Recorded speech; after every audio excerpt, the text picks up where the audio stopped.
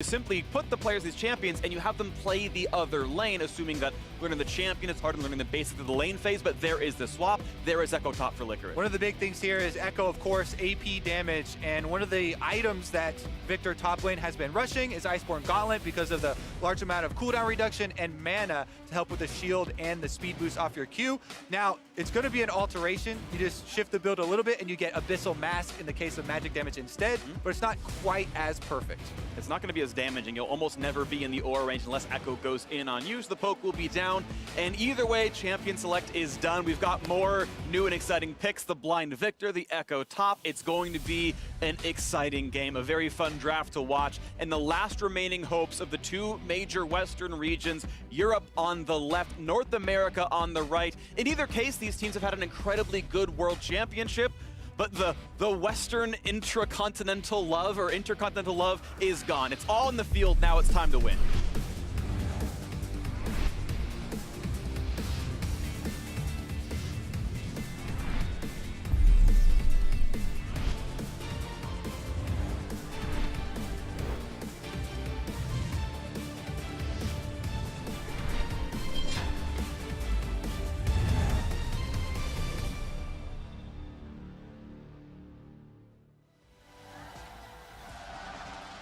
The game has begun. Welcome to Summoner's Rift. Europe versus North America, the semifinals at Worlds. The best performance either region will have had in 7 years if you can make it to the final here. So much building up to this match, and we're now in the last few seconds where you can spam the EU love NA in chat because it is about to catch on fire. I mean, one region will make it to the World Final. The other region will get trash talked for a year. So a lot on the line here for both fan bases and As both is teams. tradition. Of course. Now, Echo top lane, you already mentioned the AP damage. It obviously makes it a lot harder for the Victor when it comes to his itemization, because we got to see the Iceborne Gauntlet rush when he was against things like Aatrox, and the armor was super beneficial, hard for Aatrox to kill him. Obviously not going to be the same effect against an Echo, and there's constant threat that he can jump you with a jungler, and he can always close that gap and get onto you. Exactly, that's the key thing for me, because Victor top actually does a lot of scaling, but we'll talk about that later because there's already an invade here that's been seen on the ward. Broxah's going to back off until his bottom lane does come. And C9 don't know they were spotted. The Super didn't see the ward that Fnatic put down into the left-hand side to not be swept out. A lot of early research on both ends here as they're still battling now for the red buff. 3-on-3 down here as we wait for this fight to continue. Broxah going to give up the control as Licorice now fighting Bufo on the top side, and the Q's going to land. A bit more damage as well. C9 off to a good early start. Yeah, getting his passive there for the extra speed. Now, the big difference on this invade is the mid laner push. Jensen in the mid lane as the Lissandra. He pushed the wave. It was not on screen, but he got control over the mid lane here. Priority is what we call it, and Caps could not join, so they had to give up that buff. I like the scouting a lot from C9 because this actually happened against Fnatic when they played EDG, sorry, in the quarterfinal. It was also an invade in the first game. Braum support always leads the way here. Broxah now has a ward spotting Svenskeren, so he knows he's on his way into his jungle. He's just taking the long route around. Red buff Xin Zhao, you do not want to fight him early. Yeah, especially with the solo lanes getting the push on the minion waves that we have seen. Now, he's actually going for the gank rather than the scuttle crab right now. Due to the positioning of Whippo, though, calls it off and wants to get that income going already. Brox, as you can see, has transitioned down to the bottom side already on Lee Sin, and he may just have to focus on that area as there is not a lot of vision there either. Very good early vision, however, from Fnatic on that top side. The Ghost Poro, they had a ward in the ramp that spotted Svenskeren walking into the jungle, and Whippo had a ward in the top lane Tribrush. They would have spotted him walk out as well. So they knew, okay, if he's not seen in any of these places, he's still either in the jungle or he's recalled. It does make it fairly easy to track the jungler, though. Here we go! Flash in, going for the chain as well. Just gonna flash, but still get ruined. Q's gonna land, and first blood goes to Broxah! Insane setup. First pick LeBlanc, he chain flashes, so there's no reaction time from Jensen, and he gets hit. Oh my god, what a setup! Great play there from Caps, and once again, that's why we put the importance on the mid-jungle duos here in this matchup. Flashing in, securing that kill, and getting the summoner spells down.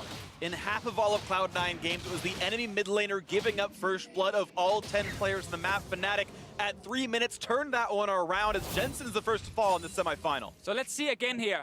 He wants to start the animation of Flash W into E. Flash W, and then he just E's right after. Jensen simply not able to react in time. Either way, a good play right there, and this is, of course, a good start. 600 gold lead for Fnatic as the trades keep happening to the top side. And I gotta say, it's been pretty good for Licorice, putting Whipple pretty low, who is not quite gonna get stunned.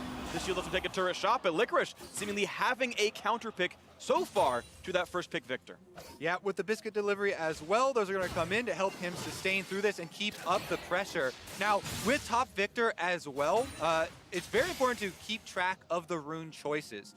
Even if you are forced to go in the magic resistance area, you can take Transcendence for some cooldown reduction at level 10, but again, it still takes a while to scale up on that pick before it comes, extremely effective. Bottom line, though, they're going in for a little bit of a trade. Well-timed rocket jump gets away from that one. It's fairly easy to do at this level of play, but either way, Hillsong not getting punished for the jump in at all. And that's going to be a pretty equal trade. This bot lane is plus CS for Fnatic. Even if Sneaky gets all 3 of these, he will still be down 3 farm in this lane. There's some very interesting trades in the pick and ban phase. C9 did not value getting Lucian in the first phase because they wanted Lissandra against the LeBlanc pick from Fnatic, which meant that Fnatic could ban the Lucian and therefore not be too scared of the Braum lane specifically. And those kind of things will be very important to track during the series. If C9's bot lane feel like they need more pressure for the next game, they might value getting that Lucian pick earlier. But for now, it is a scaling pick for Sneaky. Same thing, obviously, for Reckless. And that investment has worked out pretty well as far as the CS lead there for Lissandra. But again, the teleport was also blown. They're going in again. In landing, Jensen's still going to be rooted up in place, but with Aftershock on, he's going to feel pretty safe. Broxah won't take that one forward until he gets out of turret range. He gets a bit of extra damage. Jensen maybe going a little bit too far forward on that one. Cap not level 6 yet, should hit it very soon. Got it now. Jensen with ulti available under his own turret can use it defensively to stay alive. Feel like mid lane is where everything is happening, and we showed this in the pregame, how both mid laners pick up a bunch of solo kills, but also die isolated quite a bit, and that's because teams love to gank them early. And for now, it's Fnatic ganking Jensen. Yeah, it has been all Broxah for the early game. Even though Svenskeren went for the invade to push him off of his jungle camps, he went mid instead and got a lot out of it. Now Svenskeren's looking to make his own move topside. Level 6 are both top laners. Here comes the jungler in as well. A lot of damage coming in towards Licorice. He's going to ult to stay alive, but now Sven is on the chase. Whippo's burned the flash, but is there the knockup? A couple more autos coming through, but watch out! The turret is attacking, and Svenskeren kills himself in the top lane, and Fnatic is not done. Jumping forward his caps. He's got the chain as well. What a play! And 3 kills. Fnatic are destroying Cloud9 right now. Are you kidding me? Bottom lane wants to say something about it, but Hillsang just jumps over the wall there. Svenskeren goes headlong into the turret. He lost his mind there, thinking he could just get the kill. Whipple got the movement speed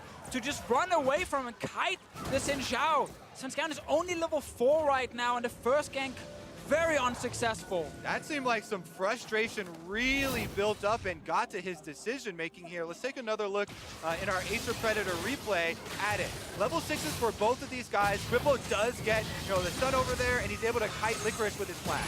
Yeah, the fact he gets to flash out of the stun as well is important. And here, he's just running away from him, and Svenskeren just can't get in and get enough hits on him. Yeah. Meanwhile, Caps and Broxah actually roamed early from mid. How does Caps get the chain on him in the middle of the wave? That's actually insane. He threaded that chain through and was able to land it onto Licorice, but Licorice had already blown his ultimate in the attempt at killing Whippo, so huge early momentum here for the Fnatic side. 1,500 gold lead for the EULCS Sweethearts here, the last remaining hope of the EULCS, and they are looking very good so far. And now the fight in the mid lane, Cleanse what he popped. They've jumped onto him already, though, and Jensen, his time is running out, but Svenskeren's back around. The Guardian shield buys a couple more seconds, but it's not going to be enough. Cap still staying alive. He gets out of that one cleanly enough. 4-0 Fnatic. Fnatic, they can just do everything right now. Every fight they take, in mid or top lane, they weave in and out of minion waves, they always get onto the correct target, and they just have enough damage to finish C9. Jensen ends up going down, top lane fighting. Yeah, a bit of a trade. It's going to be Licorice walking back, though, unless he's going to go for the ult to keep this one going forward. It'll be right on top of Whipple pretty soon if he goes for this play. As he's getting close to the turret, not going to pop the ult, going to go for the damage down onto this one. Again, cutting away his Licorice, but never does the ult for damage, and now he's just stuck at about 1/3 HP. And not to mention the bottom lane here. All these kills are going Fnatic's way on the top side of the map, in mid lane, in top lane, in the jungle as well. But bottom lane actually heavily behind in CS because the Sivir keeps pushing. Top side again, though. Broxa moves up. He's going to provide some extra support for Bwipo. Under turret now, the Echo, not a lot of options. And you saw that instant 180 from Svenskeren, unwilling to fight Broxa in the one-on-one. Better items by a completed team effort versus Longsword on the one side. But now Licorice going forward a bit low, but gets the shield, and there will not be a re-engage. Bwipo playing so well with all this pressure, 1-0 and 1 despite a partial camp from Svenskeren. I think Broxa is spotted right there on the control ward. Jensen knows he's around mid lane. Good trade from him. Aftershock plus all abilities landing, meaning he barely takes any damage himself, and Caps drops down fairly low. And it is a solid lane. It's about 20 CS lead for Jensen despite the 0-2 start, so at least farm is going well on the one side, but it is the only bright where you can see the individual gold despite the farm lead down about 2,000. Yeah, that's why I want to see Svenskeren focus his next gank around mid when there's no cleanse on Caps' side. Flash ulti from Jensen with a Xin Xiao there should give them a kill onto the LeBlanc, and then you can continue this advantage from your CS department in the mid lane. Man, this is such a crazy start. There was so much talk about, Cloud9. Well, never mind. We're going to have some more action. Let's take a look at the top lane gank up here first. Caps on LeBlanc is already behind him. No ult for Licorice. Kicked out, looking for his shield. He's not going to get it in time. An easy shutdown. 5-0 Fnatic. But that's almost unfair for Licorice. Victor wasn't even there. His top lane counterpart was in base, running towards the mid lane, but it was Broxa knowing, okay, he's going to try and push out this lane here, and Caps is roaming. Combine the two, and you get another kill. C9 not quite going all the way down to the bottom lane as Jensen's going to go back to his lane to farm. But a bit of borrowed pressure here as Hillsong and Reckless clear out the ward and defend their turret. Bot lane's getting a bit low. C9's pressure finally bearing some fruit here. Not up in farm, but that turret down to 1/3 might mean something eventually. Yeah, they also had a bit of a visit there. Jensen roams down from the mid lane. Svenskeren's in the area, but they cannot overextend for a second here. Warding does stop one of the recalls. Yeah, he's also going to walk back with this one, and it will be Sneaky once again matching. Has a finished Storm Race, so again, a potential power spike could be there. Just to watch the mid lane fight as Caps gets out of W range. There's never the Aftershock and wins that trade handily. We talked about before how Caps had cleanse on cooldown, so there was an opening to just flash ult him with the Lissandra here and Svenskeren around, but he didn't opt into any ganks. He's also been missing flash for most of this early game. It's going to be ready very soon. Maybe he feels a bit confident then to go for a play, but it's getting harder for C9 the further they fall behind, especially around this LeBlanc pick that is getting really, really fed on kills. Exactly. There has been so much talk about early game aggression and just throwing caution to the wind, trying to go for ganks over and over in the early game, but we're seeing the downside if you fail in those early steps right now and how hard it is going to be to come back because Fnatic have had such good answers to these movements from C9. Broxa just took the early invade, was able to get to the bottom side, then kills mid lane, and has been a huge snowball. And this counter pick Echo, last pick in the entire draft, specifically against the Victor. Got off to a rough start because Svenskeren died under that turret for no reason at all. And then obviously we had the roam from Caps killing Licorice. And now he's down in CS, he's not really winning trades anymore. And Bwipo is just constantly pushing in this turret. Big part of the viability of melee assassin counter picks into squishier mages is with kill threat. And if you lose the kill threat in the early game, then you lose so much power in your lane and the whole point of that counter pick to begin with. So you're not necessarily his fault or the pick's fault, but due to the early game going on here, it has been a completely different story. The fight might continue. He doesn't ult in time. What a shot from Bwipo, getting the solo kill. Licorice not up for the match. That kill kind of encapsulates this entire first game of the series. This is a landslide, Deficio. It's a perfect game so far. 13 minutes in, Cloud9 have only had mistakes so far. Hoping for their first foray into something advantageous. It's not happening yet, though. Again, not finding the trade in the bottom lane either. Feels like C9 were looking at the Fnatic EDG series and saying, okay, Fnatic are going to play a bit slow in the early game. There are ways for us to get some bot lane. Again, that big trade coming in, but with the shield coming in time for Zaze, we're going to put the ult down, going to find Reckless a bit. Almost gets shut down with the Q. The Ignite is burning. He should stay alive, but no, it's Cap over 2 walls. Finding a kill onto the turret, and it's 7-0 Fnatic. Yep, double distortion, waves high to Svenskeren on his way in to find the kill, and takes down Zazel. Fnatic really cannot do any wrong so far in this game, but TP. now a TP flank, maybe something in for Cloud9, hoping to find the play as Jensen should be getting his upper route. The YOLO, oh, it's spell shielded by Reckless. He's running away, and here comes the rest of the squad. Finally a kill on the board, but Broxa already answers one. Hylissang doing well. Caps, nowhere to go. A formality for this one. Whippo gets a kill on his TP. Jensen certain to die as well. Look at the cleanup, it's 10-1. C9, they tried. They used Jensen's TP in the bottom lane against the 2 players from Fnatic, but early spell shield and Hylissang 1v1ing Sneaky that entire time. Bought enough time here for the rest of Fnatic to show up, and everyone showed up in the bottom lane to destroy Cloud9. That was, again, the first turret of the game. Yeah, even the Rift Herald spawned down here and has taken down the Cloud9 base. It's probably going to get off another charge here on the secondary turret if Whipple can move him up. Zazel going to do his best to stop it, but Shelly's got her sights set on that tower.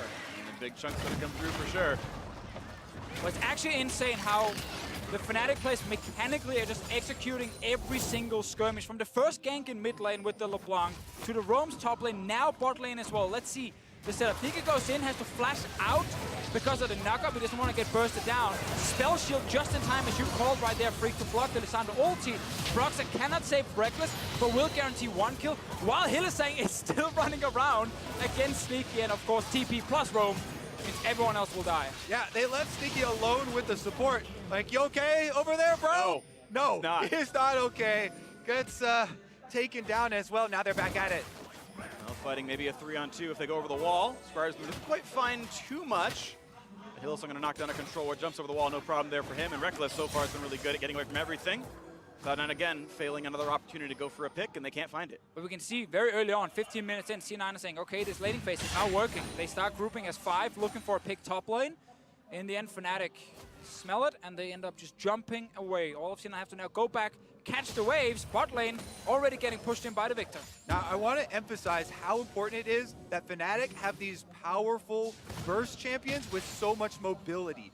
Lee Sin and LeBlanc are 2 of the best champions to have this much of an early game lead on, because they can get over the map to anywhere and traverse all these different walls, come at you from all these different angles. Once they have a lead like this, it is going to be a smashing. See when the next play comes forward as this turret's getting lower and lower. Fnatic continue to make their good choices around this map. The difference in gold about 6,000 here, a little bit above that. Fnatic are well on their way to a 1-0 start in this series. Of course, there's more to play, but they are looking very good to make their way to their first final since 2011. And on they go. Good start, at least. Yeah, a very good start. There's a lot more to play, but this is one of the most one-sided games I've seen at Worlds so far, and it's Fnatic doing a lot of really good work. Well, let's see what happens here. Jensen is hiding in a brush behind Caps. Svenskjern jumps. They do not get him in time. Cleanse was also available for the LeBlanc, so it's going to be even harder to shut him down. But there's some big bonuses now on the side of Fnatic. Kill on to Whippo with 4 kills is huge suddenly for C9 if they can actually do it. Same thing with mid jungle. For now, though, they're not actually getting in range.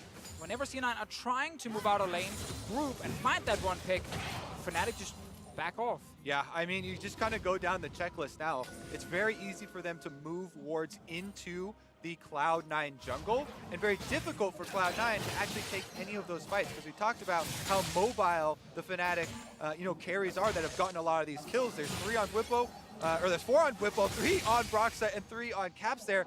And even if Reckless is around, he could pop the Sivir speed boost to chase people down. So it makes Cloud9 have to kind of cower behind their turrets right here because of the enormous lead that Fnatic are working with. Again, damage on towards Jensen at half HP. They're going to dive right in the charm and the knockup. And another kill goes in after the mid turret falls as well. Fnatic continue to take more and more. And there has been also big differences in play from game to game at this tournament. Cloud9 in this game, a lot of early mistakes that we hadn't quite seen from them so for much of this stage of Worlds, yet coming right now, it's just all crashing down at the same time. I definitely agree that Svenskjern's play top lane was a mistake. I think a lot of the other situations, Fnatic just managed to get really good, attacks towards them, like in through minion waves, the flash forward from Caps in mid, like things like that. I think C9 were just not ready for in the moment. Was to me a great setup. For sure. Big outplays on... Svenskavens, however, that one, no clue. Big outplays, though, especially LeBlanc that you're talking about. Caps was down in CS, yet he continues to look for these plays to set up, going for the kills, and securing the extra control that way. And I want to talk about something you said before here, Kobe, with the lead now from Fnatic and getting deep vision. In this meta, especially without Tracker's Knife, most of the defensive wards teams are trying to place in the early game in their own jungle are going to be like control wards just around the entrance. But you can always see them, so Fnatic, when they walk in, can just kill the C9 control wards, place their own, which then will also deny the limited amount of normal wards C9 can place. And it gets really easy right now to just get full control of a jungle side and keep that control, because you deny full vision from the enemy team, and they don't have enough wards to keep putting them in to see what's going on. They have to constantly recall with the support then, and it's one of the reasons the game is very snowballing and very fast. So once Fnatic get back to pushing the lanes, they can look for that setup. And I give so much credit to Broxa for this. As the Lee Sin, choosing to get the LeBlanc some free time by ganking mid, getting the kills mid, means that then you unlock Caps to go roam up to the top side and take over that matchup. So it really does have this big chain effect. We're in a fight again. Yeah, as they look forward, Brock's going to jump to a ward and get away. Several helping him run back a little bit. Here comes the charm, the double knockup. They're going to find one already. Azazel and the jungler is gone. 2-0 Fnatic. They're re-engaged, looking for Hillsong. They might jump him down, and they will. One up for C9, but another trade. Great kick for Broxa as he is unstoppable now in the jungle. 14 to do, and Fnatic will be satisfied with the 3 kills. Baron is on the menu. 20 minutes in, they're starting it. Sneaky's fairly low, trying to duel the red buff. Jensen is around, no ulting on his side. 4 members from Fnatic alive here. Try and force Jensen away. Ooh, he's already getting a little bit low as well. The ult's coming across the jump towards Sneaky. Someone keeps him alive, but how can the steal really happen? We've seen crazier ones, but it seems unlikely. Brox has been on point all game. He's got Smite again. They try to stop down Jensen. Forced farther and farther away. He's no longer in range. The Baron picked up a 20-40, and it's an 11,000 gold lead, plus a kill to add insult to injury. I mean, 20-minute Baron picked up is kind of what we expected with the direction this game was going, but Caps isn't even satisfied with that. That's a good flash. At least, though, they might get the trade. He's Clone actually blocks the Q. Brox is here as well. A shutdown at least is picked up, and there's someone on the other side. So a couple of glimmers of hope for C9. They need a lot more than a glimmer, but they will keep chasing down Broxa. There's the ward hop. Q's going to slow. And ult is going to be traded for a flash, and it's just the single kill at the end of it all. Mid lane is getting pushed by Fnatic right now. They took down the turret. C9, they get the kill and a massive shutdown onto Caps. But that was basically it. Fnatic have played this early game close to perfect. And a 20-minute Baron after winning a fight is the best you can hope for when you're trying to snowball the game. 12,000 gold at 21 minutes. And we can again watch this fight. It's a 3-for-1 overall. Really good plays out of everyone on Fnatic here. So C9, they know that Licorice is moving from bot and he will be here first, so that's why they were looking for a fight initially. But they engage, plus the goalie from Fnatic is huge. And now, I want you to look at Broxa versus Licorice. Because Licorice, he wants to ult away, but Broxa times his kick just when he knows Licorice is about to ult, so he can't actually do it because he's flying in that animation with the kick from Lee Sin, and that's how he gets the execute onto him. Perfect timing from Broxa means the Licorice dies. And that has been the story of the game. Just constant outplays here from Fnatic. Definitely setting a worrying trend here for Cloud9 as the series just opening up. But a minute and 47 with the Baron buff. Cloud9 now going mid for Whipple. Gonna try to find him, but of course his flash is still up because Fnatic have been fighting with such an advantage. Their summoners are up after the fact. Not a problem for him, and meanwhile top is being pushed. So an attempt by C9, one jab, but the counter punch so much better. Fnatic grab even more of the base. 13,000 now the lead. Inhibitor turret under fire, under 23 minutes. Attacking now. Fnatic should be able to take this one quickly, but C9 are looking for potential engage. Last hope for them is just to fight. There's no way you can actually stall out this game. You have to try and take a crazy team fight. But Fnatic, they are in full control. They've been playing so well in this first game, and they'll take the first in here. Absolutely Fnatic on point. Inhibitor gonna be given up, and a Sivir ult to rotate a bit faster, just in case there's something else they want to do. Shenanigans for Whippo, jumping forward, putting the stun field down. They got mini wave in the mid as well. Ult committed on top of that one, and the charm forward, but Hillsong knocked back, finds the knockup though. No kills just yet. C9 gonna lose more of their base. Fnatic pop ults and then disengage cleanly. Ooh. Fnatic making such quick work of the Cloud9 base. They saw the IG games yesterday. and decided to take that challenge of how quick they can finish this one up. This first game, however, will probably shape the first pick meta of this series. LeBlanc first pick, that's the lane Fnatic ganked early game. That's the lane that roamed to top lane as well and picked up a kill in Licorice. Roam bot lane after. C9 will have side selection in the next game. There's a high chance they can go blue, try and do the exact same thing. Of course, execution is the important one, but seeing this already in game one, that first pick Mage just take over the game completely, it's gonna be important for the next few. The pick was big, but the pick didn't really take over the game. It's so much more about the playmaking and the Lee Sin getting in there, That's what it gives you, man. That's what it gives you. Best mid laner to set up ganks in the early game is LeBlanc. Might be the case. We'll see if that gets contested in the next 2 games or maybe more, based on if C9 can make a comeback happen in this series. Fnatic so far looking the better on the day. There's the jump forward, looking for the stuns and knock up on a one, but it's a hard target to kill. As Licorice buys time in the backline, ults back to safe, but still, no one is dropping on Fnatic's side. They're all staying alive, and Svenskar's at 5 HP. The flash from the wall finds another kill, and they are still chasing Fnatic on the hunt for more, and they're gonna find a double kill for Reckless. A third falls, an auto attack for Caps, kills off Sneaky, and this is all but a formality. The base will fall. A 25-minute win in game one. Fnatic smashed Cloud9 in the battle of the last 2 Western teams. Fnatic are 1/3 of the way to the final. What an opening statement there from Fnatic. That was one of the best early games we have seen all tournament long.